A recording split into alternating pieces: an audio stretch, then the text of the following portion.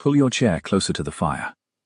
Tonight's story is of a governess who never meant to be noticed, a duke whose reputation made London nervous, and a single April morning at Ravensmere Hall, when both of their lives turned in the space of a single sentence. Miss Eleanor Whitfield caught the falling child before she caught her own breath. She had been on the gravel sweep no more than half a minute, her travelling boots still wet from the carriage step, when the small figure in a white muslin pinafore came hurtling down the great stone stair of Ravensmere Hall as if pursued. The child's foot missed the third step from the bottom, her body pitched forward into open air. Eleanor moved without thought. She dropped her portmanteau, lunged across the gravel, and caught the child against her shoulder with the cushioned thump of a struck pillow. The girl's pinafore was streaked with mud at the hem. Her hair, two long black plaits, swung against Eleanor's chin. The smell of her was warm honey, river silt, and the faint vegetable tang of someone who had been wading through new spring grass. "Hello," Eleanor said, when she had her balance again. "I do hope you were not coming down to greet me at quite that speed." The child went absolutely still. She blinked up at Eleanor with eyes the colour of wet slate, a small, pale girl of perhaps 7, every freckle visible across the bridge of her nose. "You're the new one," the child said. "I am the new one. They said the new one would be cross. Then they have been telling tales about me before I even arrived. How disappointing." The child considered her with the grave intensity only the very young manage. "You smell of coach horses." "That is because I have been sitting 6 hours behind 2 of them. I think it is a fair exchange." Behind them, on the broad sweep of pale gravel, a man's voice cut clean through the morning air like a blade through still water. "Lavinia, step away from the woman." Eleanor did not turn at once. She set the child's small slippered feet back on the gravel with all the care she would have used for Crystal, gathered the trailing end of a sash that had come loose at the waist, retied it in a neat bow, and only then straightened, half a head taller than the child, and looked toward the speaker. The Duke of Ravensmere stood 3 yards away at the foot of the stair. She had expected, on the strength of a fortnight of London gossip in coaching inns and posting houses, to find herself confronted by something theatrical, some red-eyed brigand of a man with a curl of contempt around his mouth and the carriage of a brawler. The newspapers had used the word dangerous no fewer than 4 times in the printed line Eleanor had carried in her reticule for 2 days. The agency in Bedford Square had used the word twice, in a tone of mild apology, before handing her the letter of engagement. 2 coaching companions had crossed themselves at the mention of his name, and the eldest had whispered, with relish, that he had killed 3 men. What Eleanor saw, in fact, was a tall, broad-shouldered man of perhaps 30, in plain riding clothes, buckskin breeches the colour of clotted cream, a dark green coat slightly dusty at one cuff, top boots that had been polished by someone who took his work seriously. His hair was the deep, tarnished bronze of an old penny, cropped close at the nape and longer above the brow. His face was clean-shaven, sharp in the bones, with grey eyes set under a level brow, and a mouth that, at this particular moment, looked as though it had not smiled in a great many weeks. He was unmistakably the most physically imposing man she had ever stood within 10 feet of. He was also, in the broad sunlight of an April morning at 10:15, not in the least dangerous-looking. He simply looked tired and irritated, and as if he had a great deal more to do before noon than catch falling nieces. "Your Grace," Eleanor said, and curtsied. She made the curtsy neither too deep nor too shallow. She had been practicing it in the carriage, by leaning forward against the seat strap. It had been some time since she had needed it. "You are Miss Whitfield?" "I am." "My niece came down those stairs at a run, in slippers, against very particular instructions." "She did?" "You caught her?" "I did." "Why?" It was not quite a question, the way he said it. There was a flatness to the word, as if he had asked because he could not afford to leave any conduct in his household unexplained. Eleanor was aware of the housekeeper standing in the great doorway above them. of 2 footmen hovering at the carriage with her trunk between them, of a small undergardener frozen with a wheelbarrow at the corner of the house. The entire arrival of a governess at Ravensmere Hall had ground to a halt in order to hear how she would answer her new employer. Because the alternative, Eleanor said evenly, was to let her break her teeth on the gravel. Your Grace did engage me to keep her in one piece. I have begun a quarter of an hour early. There was a pause. Lavinia's small hand, Eleanor noticed without looking, had closed very firmly on a fold of Eleanor's travelling skirt. Something altered, very slightly, behind the Duke's eyes. Not warmth, not approval. Closer to the look a man gives a horse that has just shown an unexpected gait, as if he had been prepared for one quality and met another, and had to recalibrate. Mrs. Hadley will show you to your room, he said. I will speak with you in the library at 3. He glanced at the child. Lavinia, come. The girl's grip on Eleanor's skirt tightened a fraction. Then, with the obedience of long habit, she released it, crossed the gravel on small, reluctant feet, and stood beside her uncle. He laid one large hand on the crown of her head, with the careful gravity of a man handling something he was afraid of breaking. They turned together and walked back up the stone steps into the shadowed hall. Eleanor remained where she was a moment longer. Her heart, she discovered, was beating rather harder than the catching of the child accounted for. The morning was full of small spring sounds, a thrush very near, the soft pop of harness as the carriage horses shifted, water dripping somewhere from a leaded gutter onto stone. The smell of new grass came up off the lawn in waves. She had been at Ravensmere Hall for 3 minutes, and she had already laid a hand on the Duke's niece, contradicted him about a quarter of an hour, and used the word disappointing in his hearing. She was not, she thought, as she retrieved her portmanteau, beginning particularly well. What she did not know, as she followed the housekeeper up the great stair past family portraits of Ravensmere dukes in dark frames, was that the Duke would not, in fact, be in the library at 3. He would be at the door of the schoolroom, standing one step back in the corridor, listening to a stranger read aloud to his niece in a voice that had not stopped shaking him since he had heard it on the gravel. Eleanor's room was at the end of a long upper corridor, papered in pale green, and lined with prints of birds. It had a single window overlooking the kitchen garden, a narrow bed with a white counterpane, a writing desk pushed under the window, a wardrobe of plain oak, and a brass jug of fresh-cut narcissus on the washstand. The narcissus had been put there that morning. The water in the jug was still cold. She turned in a slow circle and was surprised, for a moment, by the prickle at the back of her eyes. She had not had a room of her own in 18 months. The last had been at Mrs. Trundle's house in Bath, where she had slept on a truckle bed in the eldest girl's chamber, and before that, in her father's vicarage, where her own bedroom had been requisitioned at his death for the new curate's wife. A narrow brass key sat in the wardrobe door. Eleanor turned it once, just to feel it move, and then turned it back. There was a tap at the door. Mrs. Hadley, a small, spry woman in a plain dark gown and a cap so starched it crackled, stood with her hands folded at her waist. Your trunk is below, Miss Whitfield. Mr. Bates will bring it up directly. Your tea is on the table by the window. His Grace asked me to say that you will dine with Lady Olivia and Lady Caroline at 6 in the south parlour, and that Miss Lavinia is taken with her supper at 5:30 in the schoolroom. Thank you, Mrs. Hadley. His Grace also asked me to say— The housekeeper paused, with the careful neutrality of a servant relaying a sentiment she did not herself endorse.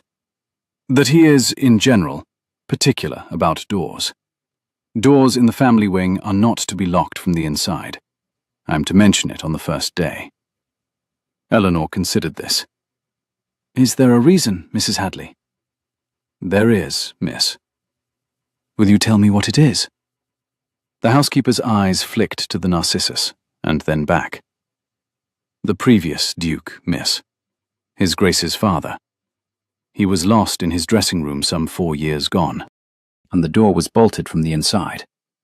They had to send for a man to take down the door, and her late Grace was— distressed.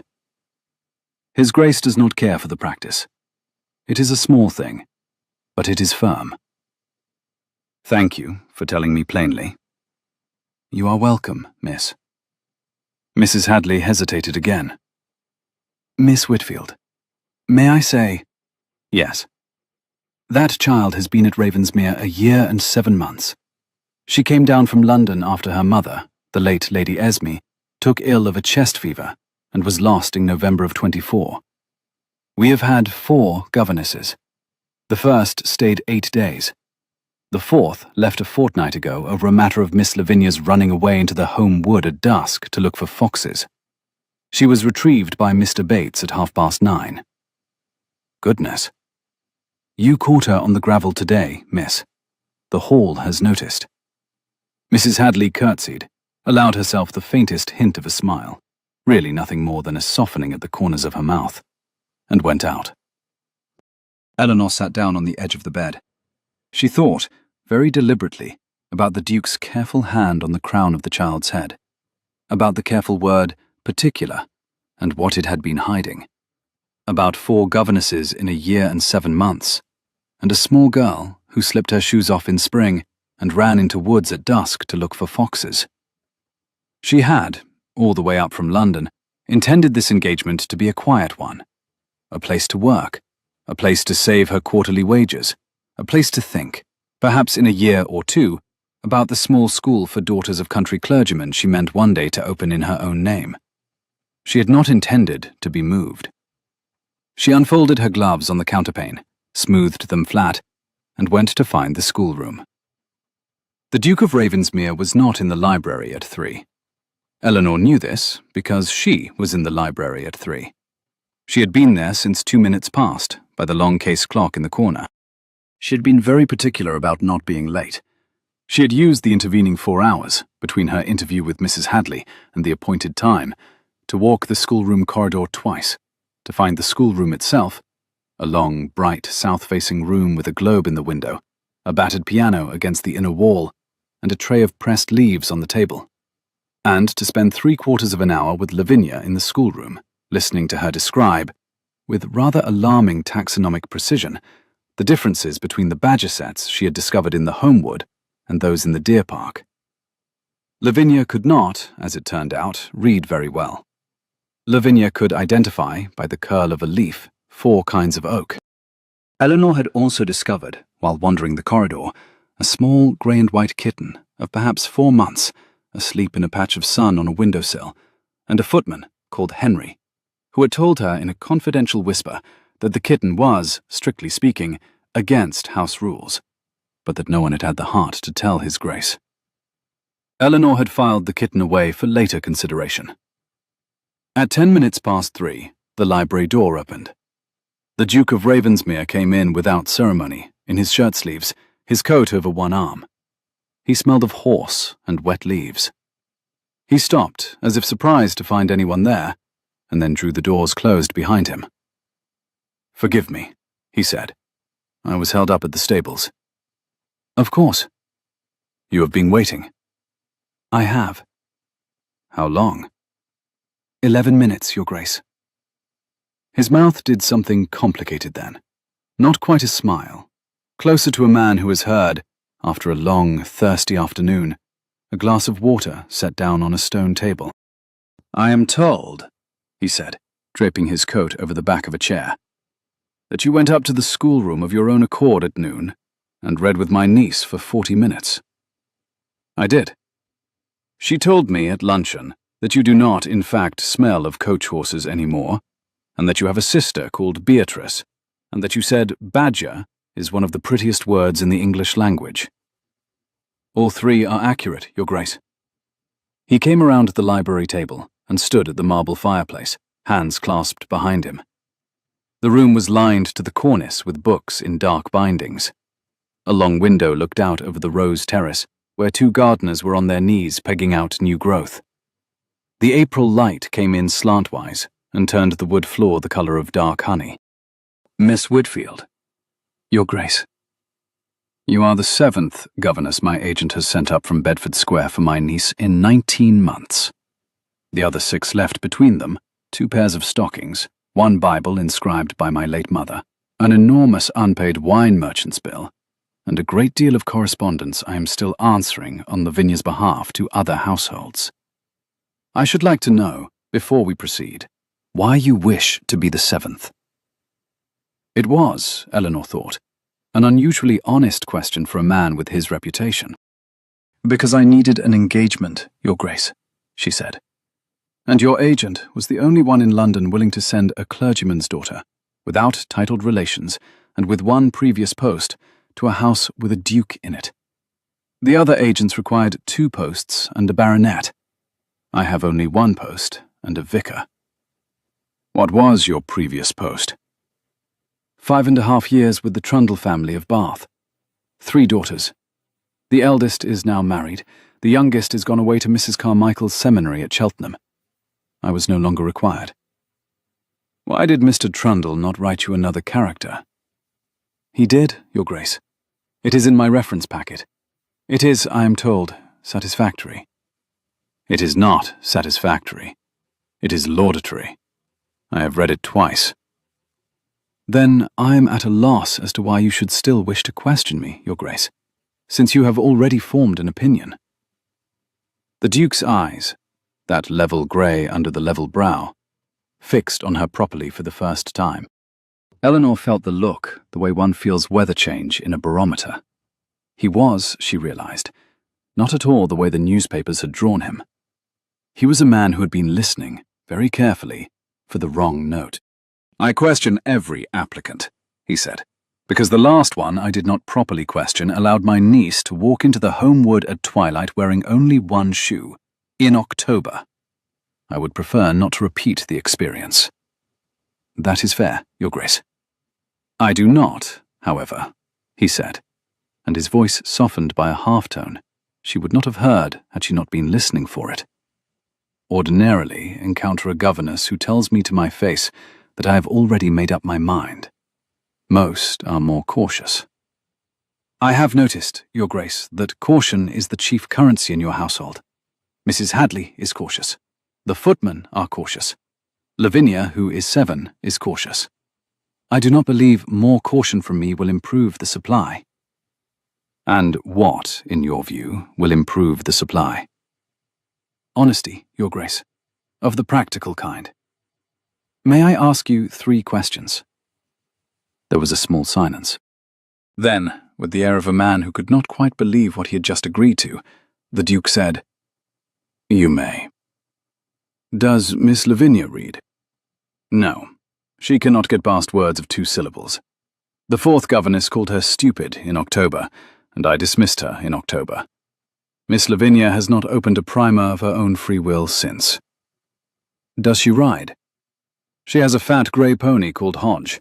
She rides him round the south paddock at a walk, holding the groom's hand. She is afraid of the canter. Does she sleep through the night? Something tightened, almost imperceptibly, at the corner of the Duke's mouth. No, Miss Whitfield, she does not. She wakes between 2 and 3 of the morning, and goes down to the kitchen and sits on the back step of the scullery with whichever maid is awake, and one of the cats. She has done this since the week she arrived.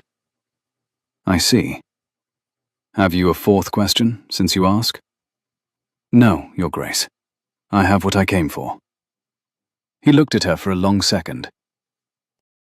Then he turned to the fireplace, and with great, unnecessary care, adjusted a small bronze dog at one end of the mantelpiece by 1/8 of an inch. My sister, he said, addressing the bronze dog as much as her, was lost to us in November of 24 of a chest fever contracted in the 2nd week of November and ended on the 22nd. She was 28. There was no time to send for the child. Lavinia was at the seaside at Brighton with her aunt by marriage. She came up to London in a fast carriage and arrived 9 hours after her mother was gone. She has spent a great deal of the year, and 7 months since, attempting, in her quiet way, to ascertain whether her mother is, in fact, gone for good or only mislaid. She is afraid of canters, because her mother used to canter beside her on a pony called Rabbit. She does not sleep at night, because in November of 2024, she went to sleep at 7:30, and her mother was alive. and she woke at 6, and her mother had been gone 4 hours. Eleanor said nothing.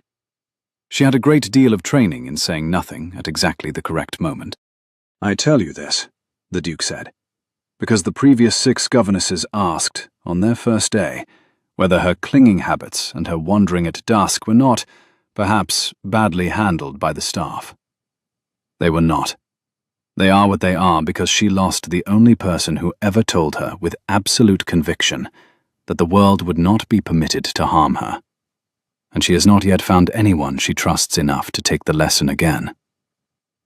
"Then I will be careful," Eleanor said quietly, "to be very honest with her about what I can promise."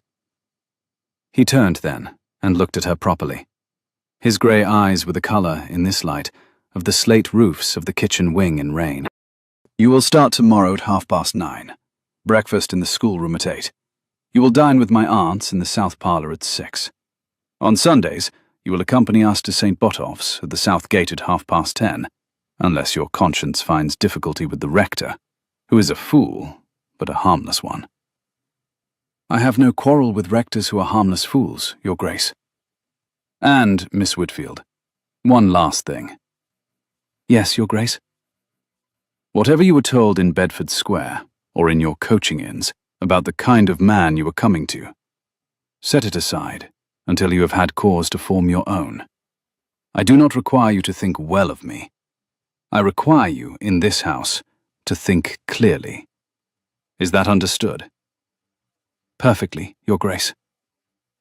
He gave her the smallest nod a man could give without simply rolling his head, picked up his coat from the back of the chair, and went out.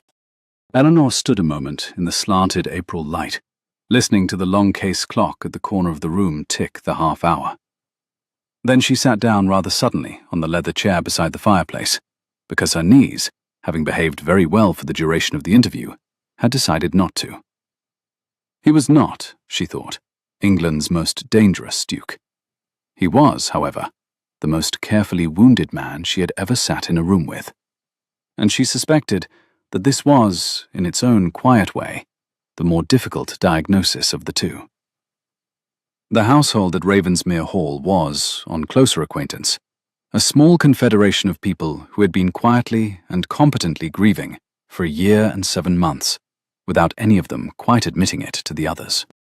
The Duke had 2 aunts in residence, Lady Olivia Ravensmere, 63, the Dowager's elder sister, who managed the still room and the linen cupboards with the firm hand of a brigadier, and Lady Caroline Ravensmere, 58, a woman of soft pink complexion and very firm opinions on the breeding of spaniels. Eleanor met them both at dinner on her first night, ate a quantity of asparagus, said very little, and went up to her room knowing that Lady Olivia approved of her teeth, and that Lady Caroline approved of her father's having been a vicar, both of which would do, for a start. She rose at 6:30 the next morning. She put on her plainest grey gown, the one with the white collar she had stitched herself at Bath. She knotted her hair at the nape in a coil that would survive a child climbing into her lap. She found the schoolroom at 10 minutes to 8. She drew back the curtains, opened the long window a hand's breadth onto the morning, set out 2 place settings at the small table, and waited. Lavinia came in at 5 minutes past 8, hand in hand with a stout nursemaid called Bessie. The child wore a fresh white pinafore over a sky-blue muslin dress, and her 2 long plaits had been rebraided with damp hands so that the partings shone. She looked at Eleanor with the cautious, level look of a person at the door of a roomful of strangers, and stopped just inside the threshold. "Good morning, Miss Lavinia." "Good morning, Miss Whitfield." "Have you eaten?" "A piece of toast and a boiled egg, ma'am." "Then we shall make a beginning." The making of the beginning, Eleanor had decided in the small hours of her first night, would not be at the primer. She had brought up from the library, on Mrs. Hadley's nod, a copy of Robinson Crusoe with a battered green cover and a folded map at the front. She had also brought up, in her apron pocket, a small twist of brown paper containing 2 pieces of sugared almonds. She had also brought up, in a quiet inside fold of her shawl, the small grey and white kitten from the windowsill in the long corridor, who had been entirely willing to be carried. She set the kitten down in the middle of the schoolroom rug, where it stretched, yawned, and laid claim to a square yard of warm wool. Lavinia made a small, involuntary sound. It was the first sound, Eleanor realized, she had heard from the child that she would have called happiness.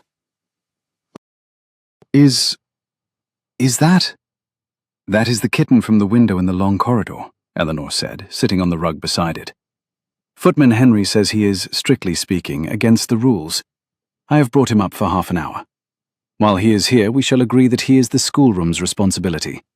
After half an hour, I shall carry him back to his patch of sun, where, strictly speaking, he is still against the rules, but is nonetheless quietly accommodated.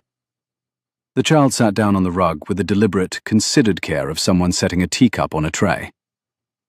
What is his name? He has not got one yet, so far as I have heard. May I? You may. May I name him? You may, Miss Lavinia, on the strict understanding that the name must be discussed with His Grace at some convenient hour, and that, in the meanwhile, we tell no one in the kitchens that he has come up here. Yes, the child said, with the gravity of a treaty. Yes, Miss Whitfield. The kitten washed one ear. Lavinia, on her knees, put out one careful finger and touched the very tip of his tail. The tail twitched. She giggled, a small, reluctant giggle, half swallowed, as if she had not been certain the schoolroom rug was a place where giggling was allowed. Eleanor opened the green-covered book on the rug between them. This, she said, is a story about a man who is shipwrecked on an island for many years and learns, all over again, how to do every ordinary thing. How to plant a seed. How to make a hat out of goat hair. How to keep a calendar by cutting notches in a post. He learns these things rather badly at first. Why? Because he has no one to ask. Now, we shall not begin with the words. We shall begin with the map at the front. Do you see this island? Yes. Show me where his ship was wrecked. There. Show me where he built his first house. There. Show me where the cannibals came. There. You read maps very well. Mamma and I had a map of England on the schoolroom wall in London.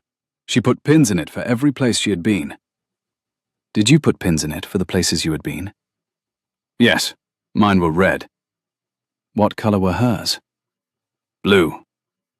I shall buy you a new map of England this week, Eleanor said. And a box of pins. There will be red ones and blue ones. The blue ones will be for the places we go together. The red ones will be for places you go without me. You may decide where the first blue pin goes. The child looked at her for a very long moment. The kitten, with great deliberation, climbed into Lavinia's lap, turned 3 times, and went to sleep across her thighs. The badger sets in the home wood, Lavinia said. The badger sets in the home wood it is. She did not see the Duke of Ravensmere in the corridor outside, one step back from the open schoolroom door, perfectly still, with his hand resting on the brass handle of the door he had not yet pushed all the way open. She did not see the muscle that moved in his throat. She did not see him step back, very quietly, and walk away in his stockinged feet. He had taken his boots off at the head of the stair so as not to wake the household.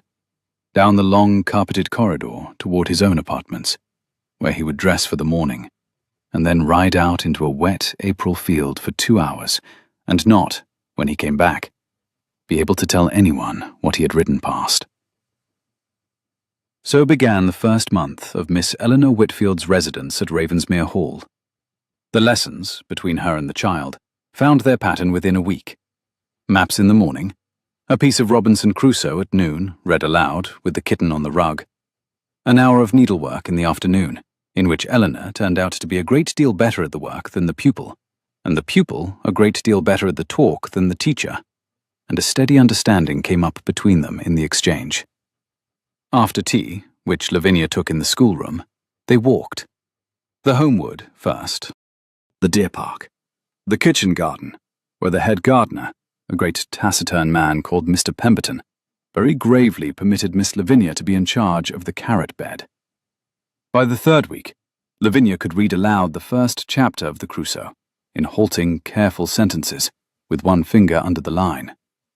By the fifth, she could read it without the fifth. She could read it without the finger. Eleanor did not see the Duke very often in the first month. She glimpsed him in the corridor at odd hours, always booted, always going somewhere. To the stables, to the home farm, to the long room on the south side where he met with his land steward on Tuesdays and Fridays. She caught the back of his head once or twice in St. Botolph's at Sunday service. He sat in the family pew with his aunts on his right and Lavinia on his left, and did not look at Eleanor, who sat with the upper servants 2 rows behind. He spoke to her 3 times in the first month. The first was on the second Sunday, in the church porch after service, in front of his aunts and a great many of the parish.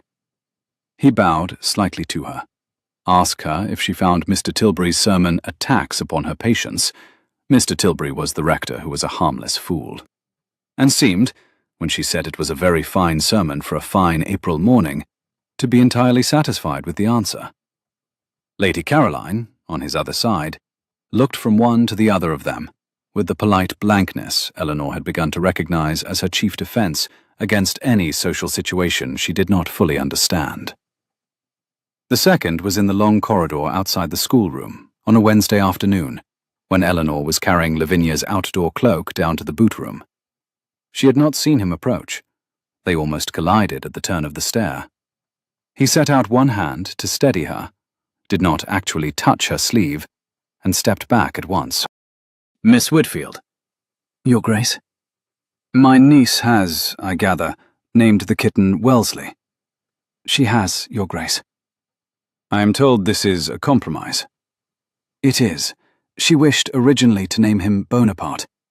I suggested that, as the kitten was a cat of small stature, with a remarkable temper and considerable strategic intelligence, Wellesley was a more accurate appellation. She accepted the substitution under protest." His mouth did the thing it had done in the library.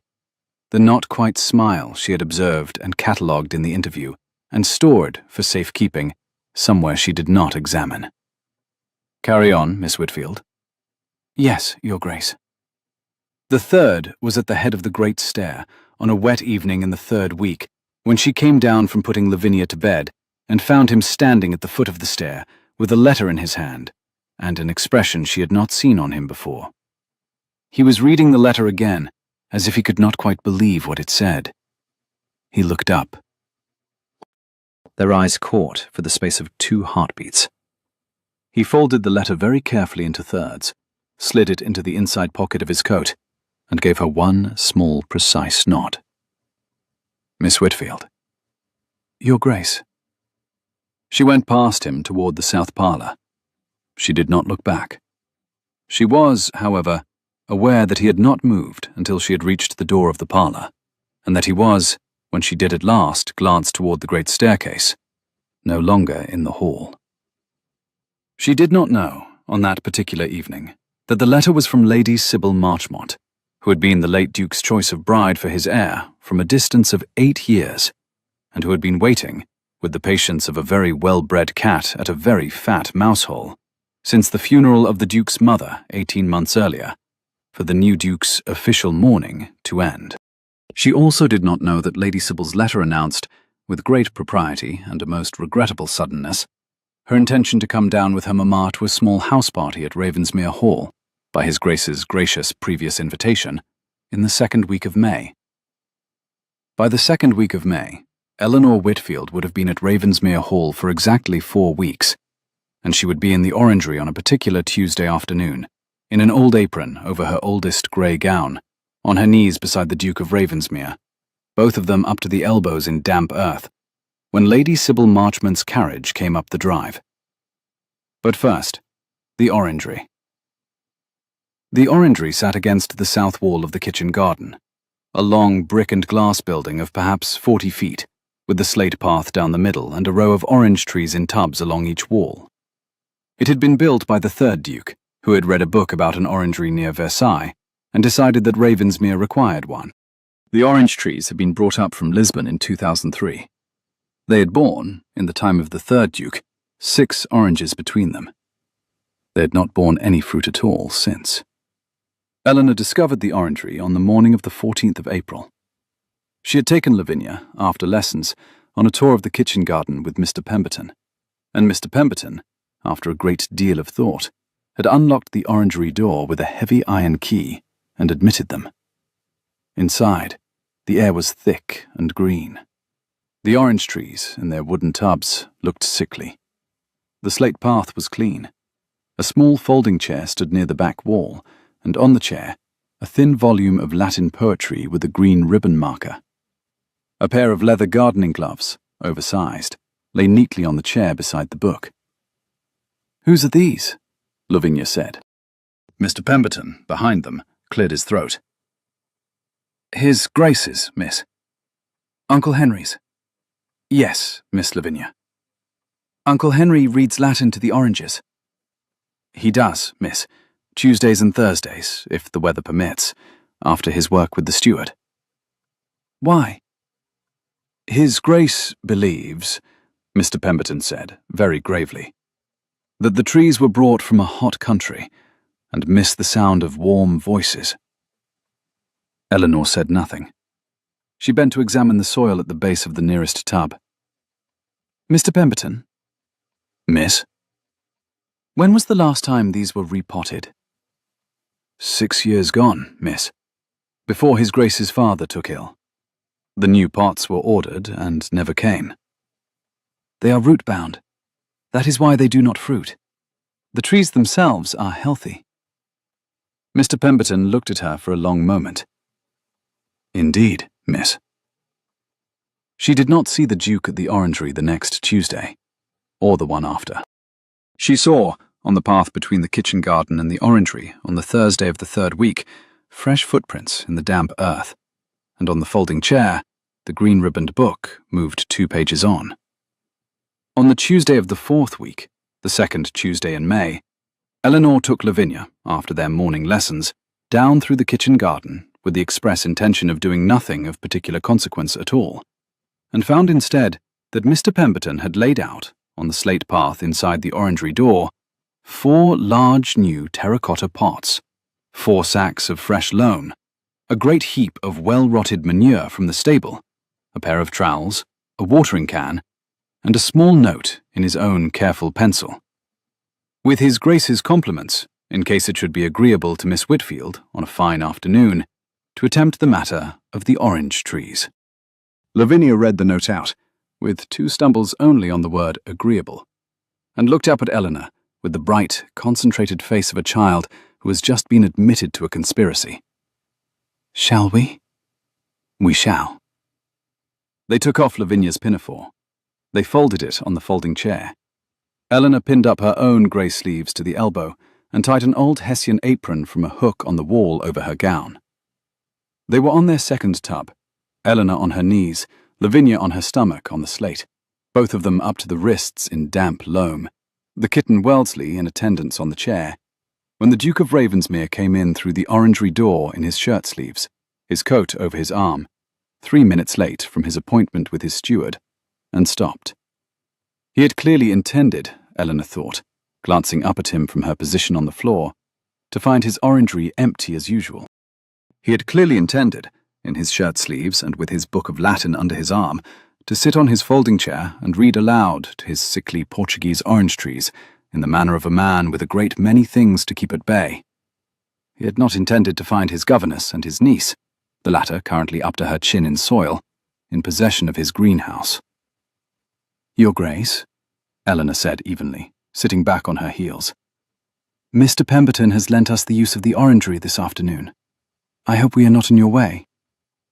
The Duke looked, for one extraordinary, unguarded second, like a man caught entirely unprepared by his own life.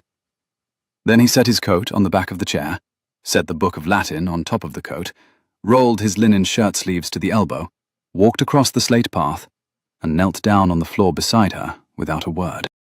"What are you doing, Miss Whitfield?" "Repotting your father's orange trees, Your Grace. They have been root-bound for some 6 years, and are perfectly healthy underneath." "And you proposed, today, to repot 4 mature orange trees on your own?" With Miss Lavinia's assistance, Your Grace. I see. He picked up the second trowel from the slate, turned to the half-finished tub beside hers, and slid the blade into the packed earth at the base of the trunk, with the practiced hand of a man who had done it before. Eleanor watched him for half a second, the long line of his rolled forearm and the careful, precise pressure of his thumb on the tool, and resumed her own work. Lavinia. Yes, Uncle Henry. Have you been told that you are not, under any circumstances, to repot orange trees in your good pinafore? My pinafore is on the chair. It is. I withdraw the observation. The child, on her stomach on the slate path beside them, said in the small, intense voice of one engaged in serious labour, We are mostly going to put the manure in next, Uncle Henry. The loam first, then a layer of manure, then more loam. Wellesley is in charge of the chair. I observe Wellesley is in charge of the chair. You are not allowed to sit on it until we are done. I would not dream of it, Lavinia. There was a silence. The orange trees, in their old tubs, rustled faintly in the warm green air. Outside, the kitchen garden in May was a great wash of new lettuce, espaliered pear, and the first papery red of the early poppies that grew of their own accord against the south wall. Bees were going steadily in and out of a hive at the far corner. A wood pigeon, very near, said its 3 syllables. Eleanor was acutely conscious, more acutely than she had been conscious of anything in years, of the precise distance, perhaps 18 inches, between her right hand and the Duke of Ravensmere's left hand on the slate path, of the rhythm of his breathing, slow and even, of the small frown of concentration at the corner of his mouth as he worked the root ball loose, of the fact that his hair, in the green orangery light, was the colour of an old penny, exactly as she had first seen it, and that the cuff of his shirt sleeve, rolled to the elbow, had a small darn at one inner edge in a thread that did not quite match. Whoever had done it, his valet, perhaps, or one of the maids, had done it with great care, and not very much skill. She thought, with a clarity that startled her, that she had not been this happy on her knees on a stone floor in a great deal of years. The wheels on the drive came at 2:30. A carriage. A heavy travelling carriage, by the sound. 4 horses, postilions, a coachman calling the gate. The pigeons in the kitchen garden lifted in one body off the brick wall and resettled. The Duke straightened. He did not stand. He simply lifted his head, listened with the still attention of a man hearing a familiar set of footfalls in a corridor and recognizing them. And his face, which had, for the last quarter of an hour, been quietly and entirely open, closed. Lavinia. Yes, Uncle Henry. Run up to the schoolroom by the back stair. Ask Bessie for a clean pinafore. I will send for you when I am ready. Why? Because I say so, my dear. She went, after a long considering look that took in his face and Eleanor's hand, and the second trowel left lying on the slate path. She left her own muddy pinafore on the chair, gathered the kitten very firmly under one arm, and trotted out through the door into the kitchen garden. The Duke stood. He picked up his coat from the back of the chair. He shook the loam off his hands very carefully into the tub he had been working on. He picked up the book of Latin and tucked it under one arm. Miss Whitfield. Your Grace? That will be Lady Sybil Marchmont with her mother, who has arrived precisely 2 days earlier than expected. I would be obliged if you would, in the next quarter hour, see Miss Lavinia tidied, changed, and presented in the south parlour at 3 o'clock. I will go down now to meet them. Yes, Your Grace. He stood, for a moment longer, looking at the half-repotted orange tree at her side, at the slate path between them, at the empty folding chair where the kitten had been in charge, with the expression of a man taking a careful inventory of a room he is leaving and may not see again. Then he was gone. Eleanor stayed where she was on the orangery floor for the count of 5. She wiped her hands on the hessian apron. She unpinned her sleeves. She rolled them down over her wrists, button by button. She stood, and discovered that her legs, again, were behaving rather oddly. She was perfectly aware that something had occurred in the orangery in the last quarter of an hour that the next quarter of an hour was meant to undo. She was equally aware that it was not going to undo. She picked up Lavinia's small, muddy pinafore from the chair, folded it neatly over her arm, and went up to the schoolroom by the back stair. By 3 o'clock, she had Lavinia changed into a fresh white pinafore over a pale lavender muslin, the 2 long plaits retied with new ribbons, her hands scrubbed, and the kitten Wellesley back in his patch of sun on the long corridor windowsill, asleep on his side, dreaming of orangery rugs. By 5 minutes past 3, Eleanor and Lavinia were at the door of the south parlour, and Eleanor was lifting the child up to her own height to whisper a single sentence in her ear before they went in. "Lavinia?" "Yes, Miss Whitfield." "Whatever the lady inside that room says to you, you are to be polite. You are not to be afraid. And you are not, under any circumstances, to tell her about Wellesley." "Yes, Miss Whitfield." "On 3. On 3. 1, 2. The door opened on 3 from the other side. The Duke of Ravensmere stood holding it open. His coat was on, his cravat was perfectly tied. He looked, in every line of him, exactly the man Eleanor had been told to expect on her arrival a month before. Composed, controlled, a great deal of weather barely held inside a glass. "Miss Whitfield, Lady Lavinia, may I present Lady Sybil Marchmont and Lady Marchmont, who have done us the honour of arriving rather sooner than we expected. Lady Sybil, my niece Lavinia, and my niece's governess, Miss Whitfield, who came to us from Bath in April." Eleanor curtsied. Lavinia curtsied. The 2 ladies inside the south parlour, one a tall, slender woman of perhaps 45 in dove-grey travelling silk, the other a young woman of about 23 in pale primrose, with a sleek dark head of fashionable curls, and a face that had clearly been considered, by several people, the most beautiful in 3 counties, turned together. Lady Sybil Marchmont's pale grey eyes, long-lashed, very lovely, exactly the colour of frosted glass, went, in the space of a single drawn breath, from Eleanor's face to the smear of damp loam Eleanor had not quite managed to remove from the back of her own left wrist, and to a small flake of dried earth caught in the topmost buttonhole of her grey gown. She smiled. It was a perfectly correct smile. "How charming," she said. "His Grace's establishment is so wonderfully informal." There are, in any well-run country house, 2 kinds of dinner. The first is the dinner at which everyone is fed. The second is the dinner at which everyone is studied. The dinner at Ravensmere Hall on the evening of Lady Sybil Marchmont's arrival was, very firmly, of the second kind. Eleanor was not, of course, present at it. She took her supper, as she had taken it every evening for a month, with Lady Olivia and Lady Caroline in the south parlour, except that on this particular evening, Lady Olivia and Lady Caroline were not in the south parlour.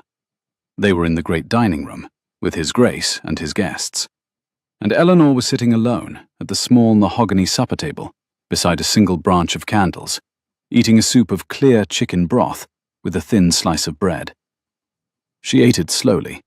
The soup was excellent. The bread had been buttered, by some kindness of the cook's, on the underside as well as on the top. The mahogany table reflected the candle flame in a wavering single thread of gold. She was, she discovered, not at all hungry.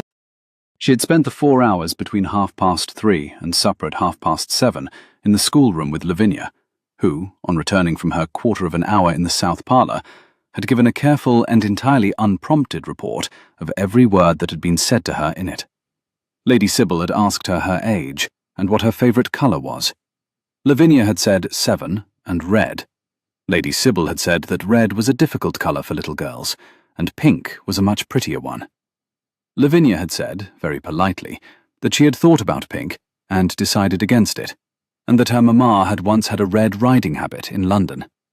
Lady Sybil had laughed a small, bright laugh, and said something to Lady Marchmont in a low voice, and Lady Marchmont had laughed too. Lavinia had not understood the joke. She did know, however, that it had been at her lost mother's expense, in a tone she had not heard used about her mother before. "Miss Whitfield." "Yes, Lavinia." "Was that a kind lady?" Eleanor had been a governess for 5.5 years before she came to Ravensmere. She had encountered, in those 5.5 years, a quantity of unkindness in the houses she had taught in that would have surprised the parents of her pupils very greatly had they been listening at the right doors. She had developed a particular tone for the question, "Was that a kind lady?" "Lady Sybil," she said, "is a lady who is very accustomed to having her own way. People who are very accustomed to having their own way are sometimes not kind, but they are not always unkind on purpose. They are simply unused to noticing other people. Do you understand?" "Yes. You are not required to like her, Lavinia. You are required to be polite to her, because she is a guest of your uncle's. Politeness is the rent we pay for living in a house with other people in it. But you are not required to like her." "I do not like her." "That is all right." "Does Uncle Henry like her?" Eleanor took a breath very carefully before she answered that. "Uncle Henry is a duke," she said. "Dukes have many duties, some of which we do not see. We must trust him to know what he is about." It was not, she thought, a satisfactory answer. It was the best one she had. After supper, alone, she carried her own candle up the back stair and stood for a moment at her window, looking down across the kitchen garden in the dusk. The orangery roof glittered faintly. The bees had gone in. The wood pigeons had stopped. From the windows of the great dining room on the far side of the house, she could hear, very faintly, the sound of laughter. Lady Sybil's bright laugh in particular, which carried, and the steady murmur of voices over silver and crystal. She did not, she told herself firmly, have any business at all standing at her window, listening to the laughter at her employer's dinner table. She put down her candle. She undressed. She washed her face. She got into the narrow bed under the white counterpane. She lay flat on her back in the dark and listened to her own heart beat in her ears, and thought, with a clarity she did not very much enjoy, about a man's left hand on a slate path, 18 inches from her own. She had been hired, she reminded herself, to teach a 7-year-old child to read. She slept eventually. She woke at 20 minutes past 2 of the morning to the small, soft sound of bare feet at her door. "Miss Whitfield?" "Lavinia, come in." The child came in. She was in a long white nightgown, with her feet bare on the cold boards, and her 2 plaits had come loose at the ends, so that her hair stood out in a small storm cloud around her face. She climbed up onto Eleanor's bed without being invited, and sat cross-legged at the foot of it. "I had a dream." "What did you dream?" "That Mamma came down the stair in a red riding habit, and Lady Sybil told her she was not allowed in the house, and Mamma had to go and stand on the gravel outside." "That is a very sad dream." "Yes." "Do you want to sit here a little while?" "Yes." "You may. Take the spare blanket from the chair. Put it over your knees. We shall not light a candle. We shall sit in the dark, you and I, and we shall not be afraid." Lavinia took the spare blanket. She wrapped it around her shoulders. She leaned against the bedpost. "Miss Whitfield?" "Yes." "Is Lady Sybil going to live here?" "I do not know, Lavinia." "Is she going to be my new Mamma?" "I do not know." "Will you stay?" Eleanor closed her eyes in the dark. There was, she thought, only one honest answer to that question, and she had no business at all giving it to a 7-year-old child. "I will stay," she said, "for as long as His Grace wishes me to stay, and as long as I can be of use to you. That is all the promise I am able to make tonight. But it is a real one, Lavinia. I do not make promises I cannot keep." "That is a better answer than the last one gave." "What did the last one say?" "She said she would stay forever. She left on a Wednesday." "I am sorry." The child was quiet for a long minute. Then, in the small, flat voice of a person setting down a fact she has carried for some time, "I do not want you to leave." I know, Lavinia. Sleep here a little while. I will sit up. There is a book on the table I had been meaning to read. The child slept, in the end, against the bedpost, with the blanket around her shoulders and her cheek on Eleanor's knee. Eleanor did not, in fact, open the book on the table. She sat in the dark with her hand resting very lightly on the crown of Lavinia's head, and she listened to the wind in the lime avenue at the back of the house, and she thought, with the calm precision of a woman doing a sum she has been putting off, exactly what was now happening to her. She had been 6 years older than the child sleeping on her knee when she had lost her own mother. She had been at school in Cheltenham. She had been told the news in the housekeeper's small, bright sitting room by the second mistress, who had been very kind.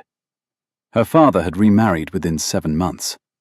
The new wife had been perfectly civil, and entirely unable to see Eleanor in the same room as her own 3 small daughters by a previous marriage. Eleanor had been sent back to school, and then out into the world as a governess, and her father had been taken at his desk of an apoplexy 3 years later. She had not wept.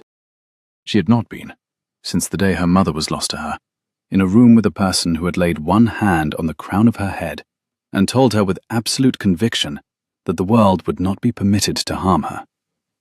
She had not known, until this exact moment in a dark bedroom at Ravensmere Hall, at 3 of the morning on the 2nd Wednesday in May, that she had been waiting all those years to be allowed to do that for someone else.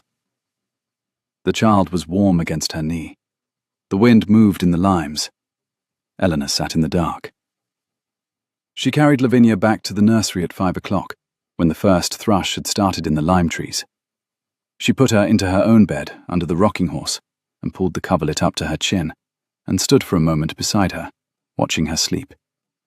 Then she went back to her own room and washed and dressed, and was at 7:30 in the schoolroom with the lessons laid out for the morning. She did not see the Duke at breakfast, because she did not breakfast with the Duke.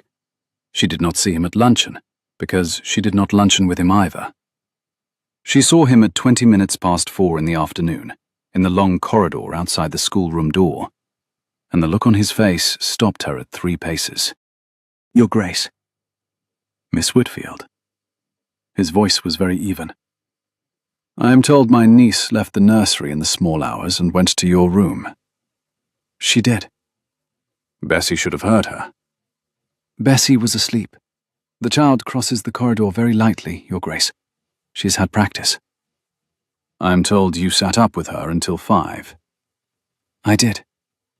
"Why did you not send for Bessie?" "Because she did not want Bessie, Your Grace. She wanted to sit on a bed in a dark room with a person who would tell her that she was not afraid of Lady Sybil. I judged it the lesser evil to give her the half-truth she could carry than the conventional rebuke she would have remembered. I do not propose to make a practice of it. If it is offensive to Your Grace, I will, in future, return her to Bessie." There was a very long pause. "Miss Whitfield." "Yes, Your Grace." "It is not offensive to me." "Thank you, Your Grace." He stood, for one extraordinary moment, with his hand on the corner of the corridor wall, as if he needed it. Then he straightened, and said in the same flat, carefully governed voice with which he had asked her name on her first morning, "Lady Sybil and Lady Marchmont will be in residence for 10 days. After they leave, my aunts and I shall be in London for the first week of June for a matter of business. You will remain in charge of Miss Lavinia. I will instruct Mrs. Hadley to refer any matter you require to me by post. Carry on, Miss Whitfield." "Yes, Your Grace." He walked past her down the corridor. He did not look back. Eleanor stood, after he had gone, with one hand on the door of the schoolroom, listening to the faint sound of Lavinia in the room beyond, practicing, slowly, the words on the 2nd page of the 2nd chapter of Robinson Crusoe, and thought, with the same calm clarity of the night before, that the Duke of Ravensmere had, in the corridor just now, not been able to look her in the eye. She did not know whether this was the worst news of her life, or the best. Lady Sybil Marchmont was, on closer acquaintance over the 10 days that followed, exactly as efficient an instrument as her mother had spent 23 years making her. She rose at a fashionable hour, She walked in the rose garden with a parasol. She had Lady Caroline read aloud to her on the south terrace from a volume of sermons she had brought down with her, and managed to convey, by the bright, correct tilt of her head, that she found the practice both useful and absurd. She accompanied the Duke on a morning ride on the third day, and a drive into the village on the fifth, and a visit to the family vault at the church on the seventh, which last was reported to Eleanor by Mrs. Hadley in the still-room over a cup of tea, with the dry observation that Lady Sybil had carried into the vault a posy of white lilies. "Very meetly cut, miss, by a hand that has not in its life cut a lily." Lady Sybil did not come up to the schoolroom. Lady Sybil did, however, send word on the second day that she should be delighted to receive Miss Lavinia in the south parlour at 4:30 each afternoon for a quarter of an hour. Lavinia went. Lavinia came back. Lavinia, on each of the 4 afternoons that followed, said very little about what had passed in the south parlour, and Eleanor did not ask. Eleanor noticed, however, that the child returned each afternoon a fraction smaller than she had gone in, as if a portion of her had been quietly absorbed into the upholstery of the south parlour and could not be retrieved. On the morning of the 8th day, in the schoolroom, Lavinia put down her copy of Robinson Crusoe in the middle of a sentence and said, "Miss Whitfield, Lady Sybil says my mamma did not love me as much as she might have done." Eleanor did not move. She did not change her face. She said, in the same even voice she used to correct a misread word, "Did she say that, Lavinia?" "She said that mamma married papa against the wishes of her family, and that she went away with him to a small house in London, and that she had me too young, and that she did not give me enough of her time, and that she was a silly woman who liked Red Riding habits, and laughed at the wrong moments, and did not know what was due." "I see. Was my mamma a silly woman?" Eleanor closed her copy of Robinson Crusoe. She set it on the table. She took the child's small hands in her own. "Lavinia, look at me, please. Your mother, Lady Esme, married your father for love, against the express wishes of a family who would have preferred her to marry for money. That is a brave thing, not a silly one. She had you when she was very young because she wanted you. She gave you, by every account I have ever heard, every hour of her time she could spare from a husband who was very ill in the last year of his life, and a household she ran almost alone. She wore a Red Riding habit because she looked beautiful in it, and it gave her courage. She laughed at the wrong moments because she had a great deal of laughter to spend, and not many afternoons to spend it in. Anyone who tells you otherwise has not, Lavinia, ever known her, and they are saying it for reasons of their own. Do you understand?" The child looked at her with her wet slate eyes. "Yes, Miss Whitfield." "You will not, of course, repeat any of this to Lady Sybil?" "No, Miss Whitfield." "And you will continue to be polite to her in the south parlour?" "Yes, Miss Whitfield." "But, Lavinia, if she says anything of that kind to you again, anything at all, you are to say to her very politely, 'My governess has asked me to bring any difficult question to her in the schoolroom. Will you forgive me if I take this one away?' And you will rise and curtsy and come up here." "Yes, Miss Whitfield." "Good girl." The child looked at her for a long moment. Then, with the gravity of a small judge, "Lady Sybil does not like you, Miss Whitfield." "No, Lavinia, I had observed." "Why does she not like you?" "Because Lady Sybil has decided that she is going to be the most important person in this house. People who have decided that do not, as a rule, care for any other person in the house who appears to be of any importance whatever. It is not personal. It is geographical." "Geographical." "A new word for the wall nap. We shall add it on Friday." The Duke spent the 8th and 9th days of Lady Sybil's residence in the home wood with a forester, marking trees for felling. He came back on the evening of the 9th covered in pine sap, and with an expression so closed that Mrs. Hadley, in the kitchen, told the cook in a low voice that his Grace had not been seen with that face on him since the November of '24.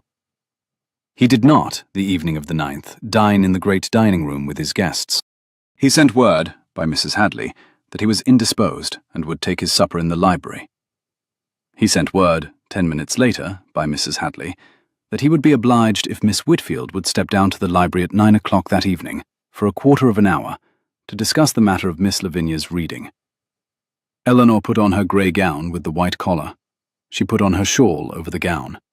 She put up her hair in the same neat coil at the nape. She took down her own copy of Robinson Crusoe from the schoolroom shelf and a sheet of paper on which she had marked the words Lavinia had now mastered and those still to come. She went down the great stair at 3 minutes to 9. He was at the long table, at the centre of it, with 2 branches of candles before him and the curtains drawn against the night. The room smelled faintly of pine sap and brandy. He had washed and changed, clean linen, the green coat, but the line of his shoulders was the line of a man who had not slept the previous night, and possibly not the one before. "Your Grace." "Miss Whitfield, sit." She sat at the end of the long table, 3 places from him. She set the book down. She set the paper down. She folded her hands on the polished wood and waited. He did not, for a long moment, speak. He turned the stem of a small glass of brandy between his fingers and watched the candle flame in it as if it were the only honest thing in the room. "Miss Whitfield, we will dispense, this evening, with the matter of my niece's reading. It is excellent, and we both know it, and I did not call you down here for it." "No, Your Grace." "I called you down here because I will not, on the evidence of the last 9 days, be marrying Lady Sybil Marchmont, and I owe you the particular courtesy of telling you that directly, before the matter is determined elsewhere." Eleanor said nothing. She found, very suddenly, that she could not, for the moment, speak at all. The arrangement, the understanding, between my late father and Lord Marchmont was made 8 years ago, when Lady Sybil was 15, and was, on my father's side, a matter of consolidating 2 adjoining estates, and on Lord Marchmont's side, a matter of consolidating his daughter into a duchess. It was not, on either side, a matter of asking either of the 2 parties principally concerned what their preference might be. My father was lost to us 18 months ago. Lady Sybil's mamma brought her down to Ravensmere this fortnight, at her own particular instigation, and her own particular timetable, in the entirely reasonable expectation that I, having allowed 18 months of mourning to elapse, would now do my plain duty by my father's wishes, and announce a formal engagement within the month. I see. I have spent the last 9 days, Miss Whitfield, attempting, in good faith, to discover whether such a course was, in the matter of my own heart, possible. I have concluded that it is not. Your Grace.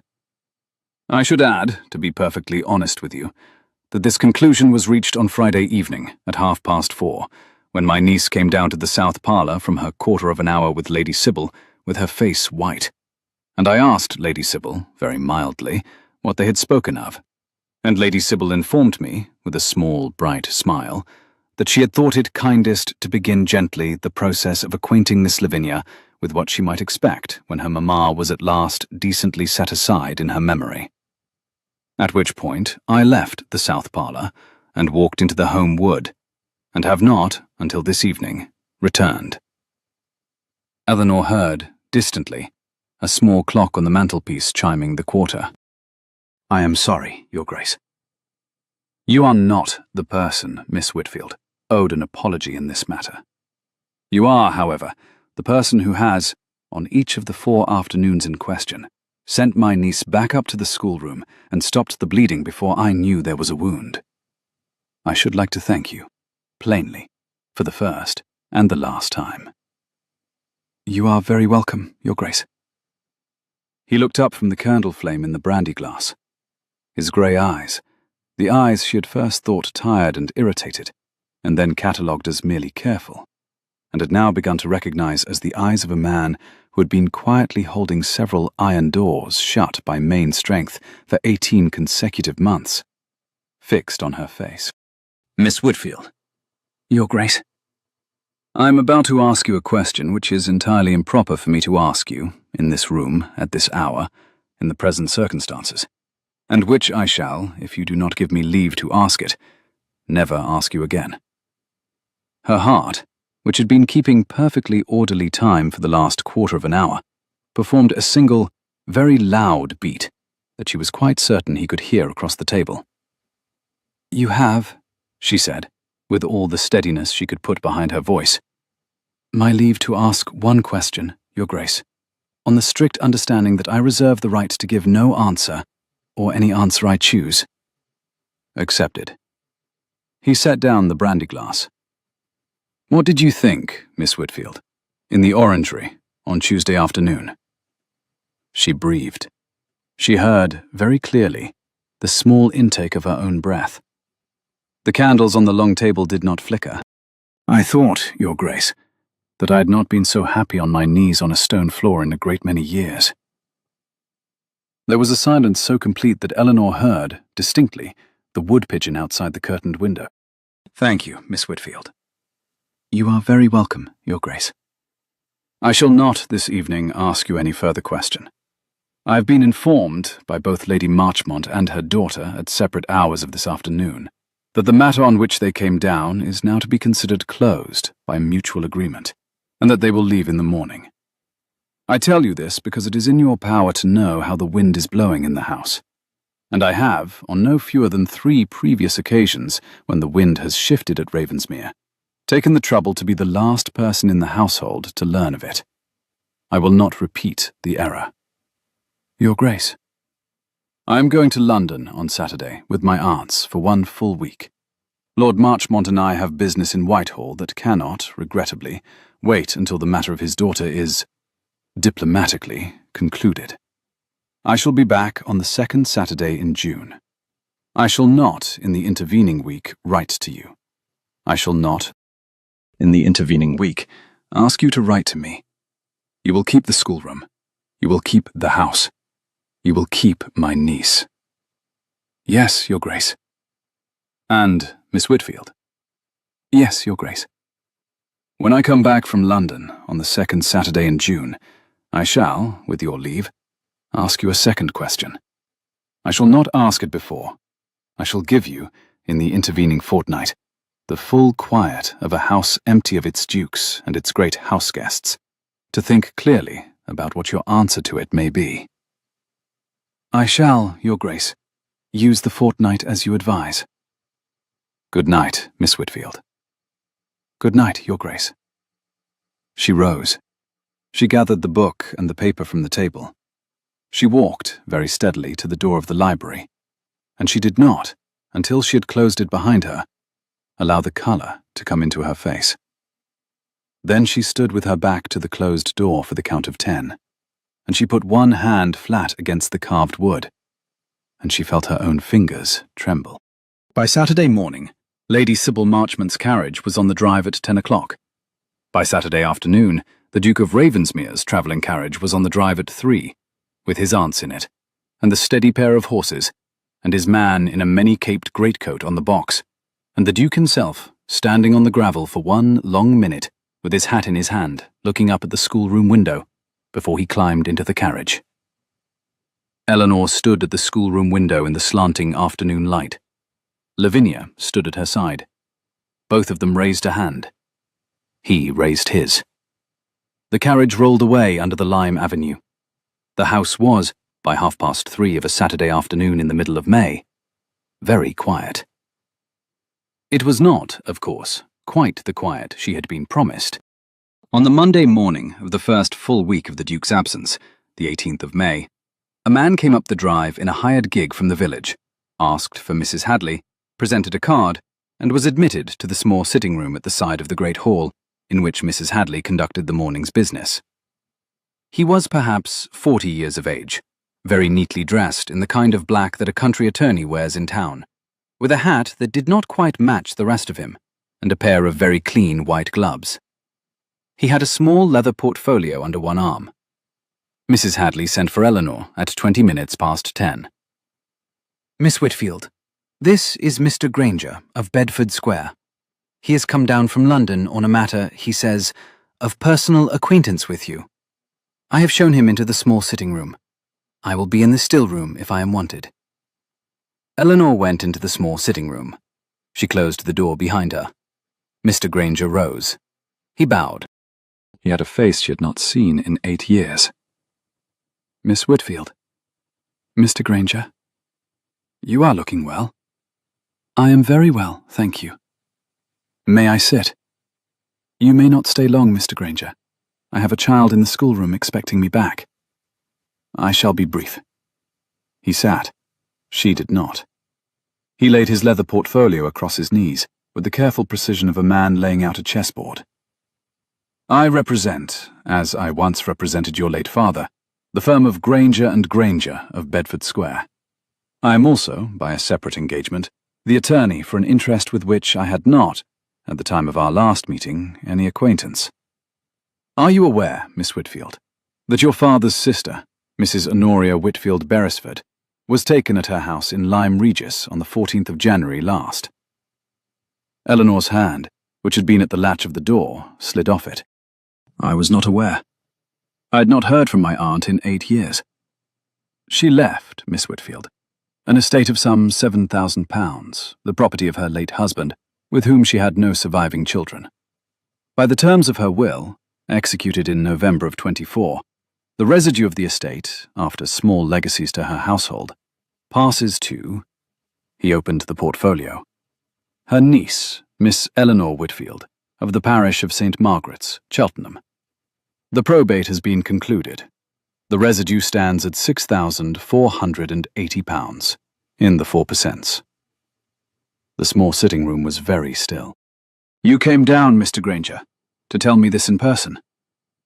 I came down, Miss Whitfield, because the firm wrote in March to your last address at Bath, and the letter was returned, and we wrote again in April, with no reply, and I had occasion last week to inquire at the agency in Bedford Square that placed you, and they informed me, with the assistance of a small consideration, of your present address.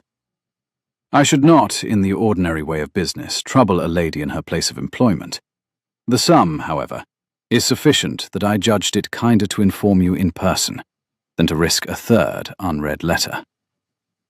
£6,480. In the 4%, Miss Whitfield. £259 and 4 shillings of income per year. You are, by the standards of an unmarried woman of moderate habits, comfortably independent. She sat down, after all, on the chair by the window. Mr. Granger. Yes, Miss Whitfield. You will forgive me. I had not, an hour ago, supposed myself anything of the kind. I am— Take your time, Miss Whitfield. I have the carriage until 2. She took, in fact, the better part of 10 minutes. She read the will. She read the schedule of the 4%. She signed 2 papers in the careful, slanted hand her father had taught her at the rectory in Cheltenham. She thanked Mr. Granger, with a great deal more composure than she had expected to muster. She walked him to the door. She watched the hired gig disappear under the lime avenue.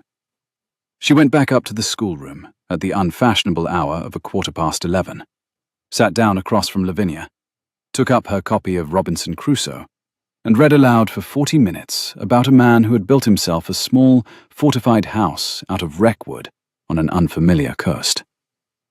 She did not, that evening, tell Lavinia. She did not, that evening, tell Mrs. Hadley.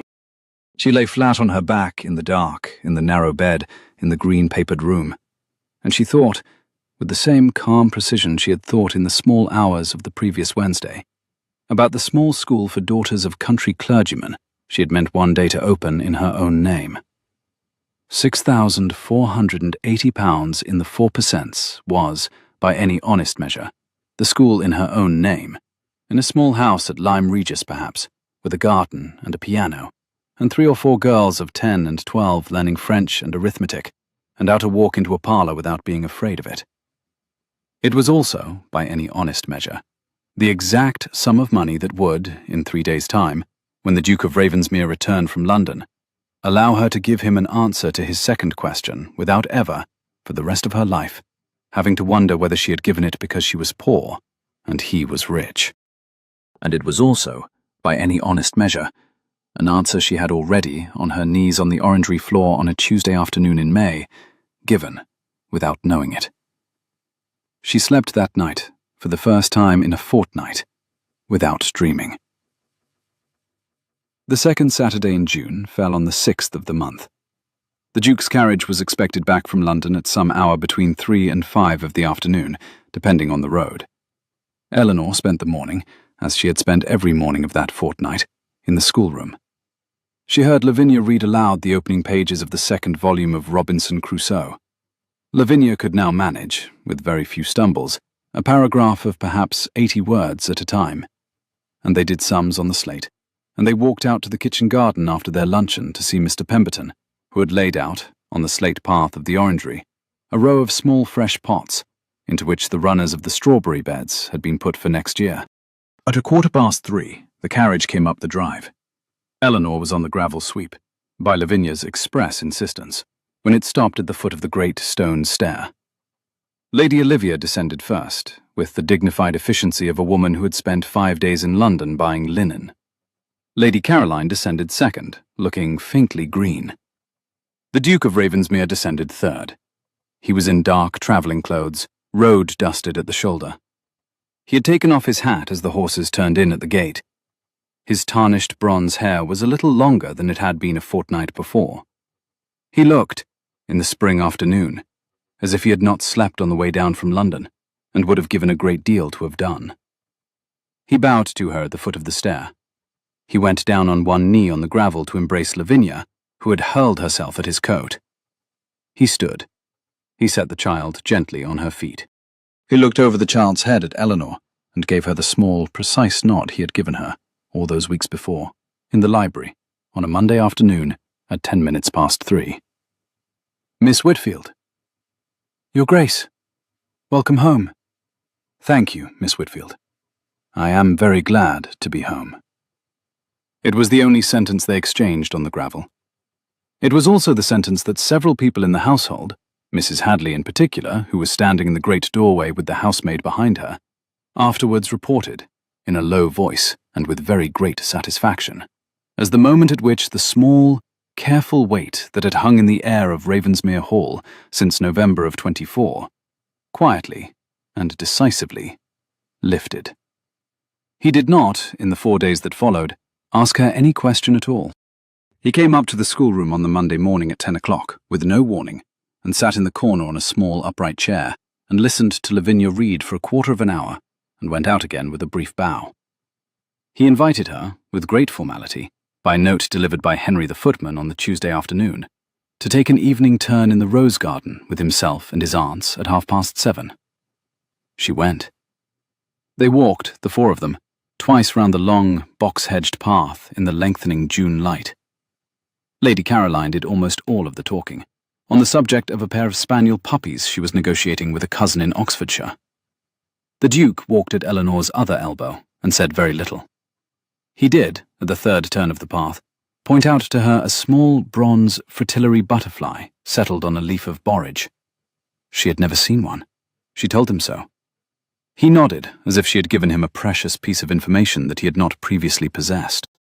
He invited her, by note, on the Wednesday afternoon, to the orangery at 4:30. She went, in her grey gown with the white collar, in her own time, by the kitchen garden path. The orangery door stood open. The slate path had been swept. The 4 orange trees, in their fresh terracotta pots, stood now in good, firm, new loam. 2 of them, Eleanor saw with a stir of professional satisfaction, had set a small green pinprick of bud at the joint of a branch. The Duke of Ravensmere stood at the far end of the orangery, beside the folding chair on which he had once kept his green-ribboned book of Latin. The folding chair had been moved. In its place, in the patch of afternoon sun that fell through the southernmost pane of the glass roof, stood a small round walnut table. And on the table, a glass jug of lemonade, 2 glasses, a plate of small almond biscuits, a posy of the early roses from the south wall in a slender porcelain vase, and his green-ribboned book of Latin, laid flat as a kind of paperweight on a single folded sheet of writing paper. He had also, Eleanor saw with the same small stir of recognition, swept the floor himself. His coat was off, his sleeves were rolled. "Miss Whitfield." "Your Grace." I should very much like, if you will permit me, to ask you my second question. She came down the slate path. She stopped at the small round walnut table. She did not sit. He did not sit. The orange trees breathed faintly around them in the green afternoon air. Somewhere, beyond the kitchen garden wall, Lavinia's voice, small, bright, perfectly happy, was instructing Wellesley the kitten in the proper way of approaching a thrush. Your Grace. Miss Whitfield, I have come to the conclusion, in the 4 weeks between the second Tuesday in May and this afternoon, that I have been a very fortunate man on precisely 2 separate occasions in my life. The first was the afternoon, 18 years ago, when my sister Esme was born. The second was the morning, 8 weeks ago, when an agency in Bedford Square sent up to my house a clergyman's daughter from Bath who would, in the next quarter of an hour, catch my niece on the gravel and tell me to my face that I had begun the engagement a quarter of an hour early. I do not propose, in the time remaining to me, to be a fortunate man for a third time on any other terms. She felt, very precisely, the colour come up at the side of her throat. Your Grace? My question, Miss Whitfield, is this. Will you marry me? Not, I should add, on the strict understanding that you will at any point cease to be a clergyman's daughter from Bath, or cease to mend the back of a child's pinafore with one of your own grey threads, or cease to repot orange trees in your second-best gown on an afternoon when I am not expecting it. On the strict understanding that you will continue to do all of those things, in this house, beside me, for as long as you find them agreeable. She had genuinely intended, in her own room at 3:30 of the morning, to give him a very steady and very correct and very thoroughly considered yes. What she said, in fact, on the slate path beside the small walnut table in the green afternoon orangery, in front of his orange trees and his Latin book, and her own answer to a question she had been carrying for a fortnight was, I have, Your Grace, a separate condition of my own. His eyes, that level grey under the level brow, went, in one heartbeat, from carefully prepared composure to entirely undefended anxiety. Name it, Miss Whitfield. I came into a small inheritance from an aunt at Lyme Regis on the 18th of May, Your Grace. £6,480 in the 4%. It is mine, free and entire, by the terms of her will. I should, on our marriage, like it to remain mine. Done. And on the further condition, Your Grace, that the income of it, £259 and 4 shillings a year, be set aside, for as long as my hand is in the matter, for the founding of a small school for the daughters of country clergymen, in a town to be agreed between us, of which I shall, in name and in fact, be the patroness. Done. And on the third and final condition, Your Grace, that the said school be situated within an hour's drive of Ravensmere Hall, so that I am not, by reason of my own scheme, required to be very far from a child in this house who I do not propose, by any agreement of mine, ever to be very far from again. There was a silence. The bees in the kitchen garden went steadily in and out of the hive. Miss Whitfield. Yes, Your Grace. Are you accepting me? I am, Your Grace. With conditions. Accepted. Miss Whitfield. Eleanor. Eleanor. Will you... May I? You may. Mind the table. He came round the small walnut table with the careful, precise pressure she had watched 4 weeks before on a trowel against an old root ball, and he took her hands. He did not embrace her. He stood, with her hands in both of his, with the corner of his mouth doing the not-quite smile she had catalogued in the library on her first afternoon, and he looked at her, with the careful, concentrated wonder of a man taking the inventory of a room he had every intention of staying in. Eleanor Whitfield. Henry Ravensmere. I would like, on the count of 3, to attempt the matter of a single kiss in the doorway of an orangery in the middle of the kitchen garden of Ravensmere Hall on a Wednesday afternoon in June. With Mr. Pemberton, I should mention, almost certainly visible through the door of the potting shed, and my niece quite possibly in earshot at the corner of the wall. Acknowledged. 1, 2. The kiss, on 3, was brief and very careful, and slightly badly aimed, because he had not done such a thing in 7 years, and she had not done it ever, and the corner of the small walnut table was, in the event, painfully in the way. But it was, by every measure that mattered, exactly the kiss they had both intended. When they drew back, with rather damp eyes both of them, Wellesley the kitten, strictly speaking still against the rules, appeared in the orangery doorway, sat down on the slate path, regarded them both with the careful assessing gaze of a small grey and white field marshal, and yawned.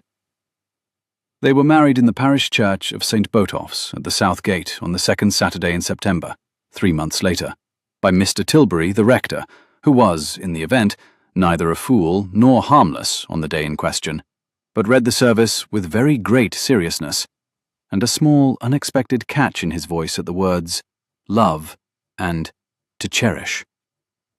Eleanor wore a gown of pale ivory silk with a high collar that she had had made in Bath in August, and a small posy of the white roses from the south wall of the kitchen garden. The Duke wore his dark green coat, the same one she had first seen on him on the gravel sweep on the morning of the 1st of April, with the small darn on the inner edge of the left cuff which, by his explicit instruction, had not, in the intervening 5 months, been mended again. Lavinia, in a fresh pinafore of pale forget-me-not blue over a white muslin dress, carried the small white prayer book Eleanor had been given by her own mother at her confirmation in 14. She did not, at any point during the service, fidget. She walked her uncle and her new aunt down the aisle to the church porch, hand in hand with each of them.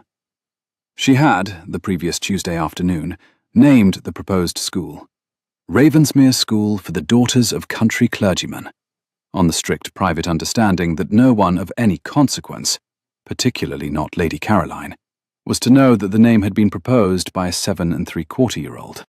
The school opened in March of the following year, in a small brick house with a south-facing garden at the village of Hartmere, an hour's drive west of Ravensmere Hall, with 3 pupils, a piano, a kitten descended from Wellesley, and the patroness's name in plain gilt letters on a board above the door.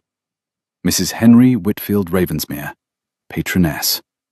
Which last detail had been a private negotiation between the bride and the groom of some duration in the early autumn, and had been settled, finally, on the strict understanding that the name Whitfield came first.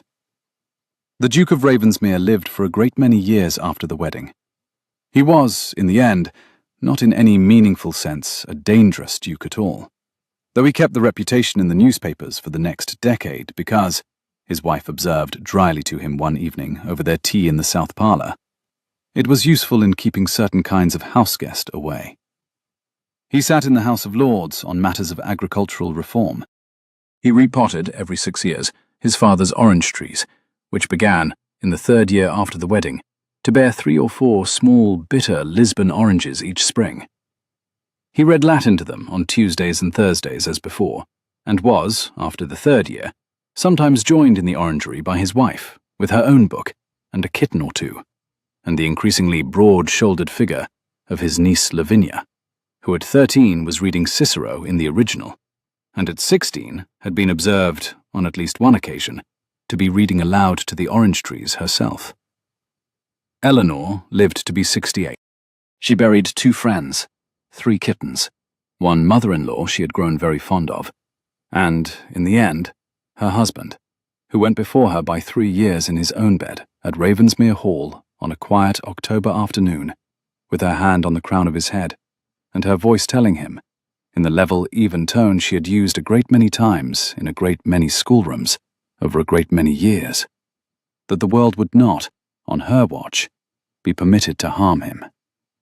She had not been, since the morning of the 1st of April so many years before, afraid of the words she chose. She closed the door of the bedroom very softly. She went down the great stair in the late afternoon light, past the family portraits of Ravensmere dukes in dark frames. She crossed the gravel sweep. She walked, alone, through the kitchen garden, past the bees still going in and out of the hive at the far corner, and she let herself into the orangery, where 4 old orange trees in fresh terracotta pots stood in fresh, firm, new loam, and the slate path was clean, and the small folding chair stood empty in the patch of afternoon sun. She sat on the chair. She picked up the green-ribboned book of Latin from the small, round walnut table. She held it on her knees a moment, not opening it. Then she opened it at the page she had marked. She read aloud, in the level, even voice she had been using, in that orangery, on Tuesdays and Thursdays after lessons, for 36 consecutive years. The orange trees breathed faintly in the green afternoon air. Outside, somewhere along the kitchen garden wall, a small grey and white kitten, the great-great-great-grandkitten of the original Wellesley, named by the present patroness of the Ravensmere School for the Daughters of Country Clergymen, after a Latin verb whose precise meaning was best understood by orange trees, sat in a patch of sun and watched a thrush. If you have ever, in your own life, walked into a room where you were not expected, and stayed because someone in it needed you to stay, this story has been for you. If you have ever had the courage to set a condition on your own happiness, and to ask for it plainly, before saying yes, Eleanor Whitfield would, I think, like very much to shake your hand. Tell me, in the comments below, the moment in tonight's story when you knew Eleanor and the Duke were going to find each other. And if you have enjoyed this fireside hour, subscribe and ring the small bell, so I may bring you another by this same fire next week. Until then, sleep well. The fire will keep.